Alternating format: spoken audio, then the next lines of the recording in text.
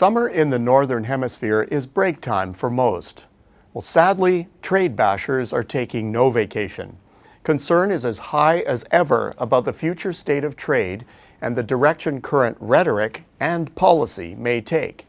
It's a kind of situation that could really wreck a good vacation or, at worst, lead holidaymakers to cancel plans altogether. Is tourism a trade war victim? It may still be too early to tell. Official data on Canada-US travel only extend to May, covering months that are typically tourist light. Over that period, U.S. visitors to Canada were down 0.9% as compared to the same time frame in 2017. Now, you might think that a deeply discounted dollar, ours that is, would be more of an enticement. Well, what about the flip side? Are Canadians going stateside? You bet, and in spite of a pricey greenback. Through May, Canucks headed south were up 11.5%. Most of these trips are by car, and the bulk of these are same-day trips. Net of quick in-and-out business travelers, there seem to be a lot of active cross-border shoppers. Go figure. Shouldn't we just wait for the real travel season numbers? Well, unlike the past, we actually now have a sense of what's going on through July. Thanks to automated system at land crossing points, we now have real-time data on U.S. licensed vehicles entering Canada and Canadian vehicles re-entering from the U.S. Given that this is the bulk of total travel, it's a good proxy for overall activity. So what are the numbers saying? For July, year-to-year U.S. travelers bound for Canada were down by 0.8%, in line with the official data. Big declines were registered for U.S. trips to Quebec, down 4.5%, and British Columbia, down 3.2%. Now, the latter decline is likely in part due to the BC wildfires and visuals of poor air quality conditions.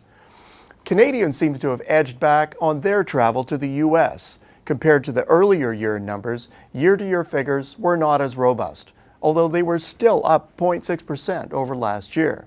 Yes, even in peak season, more trips are being taken stateside in spite of politics and the currency. What seems to be in the works is sort of the same as for the rest of trade. Canadians are carrying on with minimal impacts on real activity. Looking at other economic drivers of travel, it does make some sense. Income is a key factor, and in both the Canadian and U.S. economies, job creation, together with wage growth, is strong, and travelers seem to believe they can afford it. On the trade side, hot U.S. growth is powering cross-border shipments, tariffs, retaliations, and renegotiations notwithstanding. On both counts, there are, in very general terms, two plausible scenarios. Either we are in the eye of the storm, facing impending hurricane-force winds and their devastating impact, or we are operating in two quite separate dimensions. The first, the real economy with its day-to-day pragmatic movements of goods and services, and the second, trade bluster that is being used to take us to what is hopefully a higher economic plane. If these are indeed separate dimensions, then the real danger we face is that at some point they would conjoin, or perhaps more appropriately, collide. If rhetoric turns into reality, it would quickly wreck the prosperity we now enjoy. If, on the other hand, they remain separate, that is, there is some method to the madness that in fact sweeps out remaining protectionist cobwebs in the system, crafting a refined reality, we can welcome an extension of today's improving times. For the moment, travelers agree, whether tourists or those who are traveling the roadways of global business flows. To date, their fears have not kept them from carrying out today's plans. What is less certain are longer-term projects.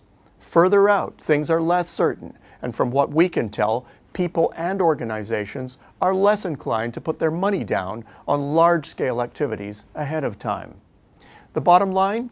Political rancor hasn't kept tourists from heavy usage of the Canada-US border. Same goes for exporters. Long may that be the case. Until next week, I'm Peter Hall.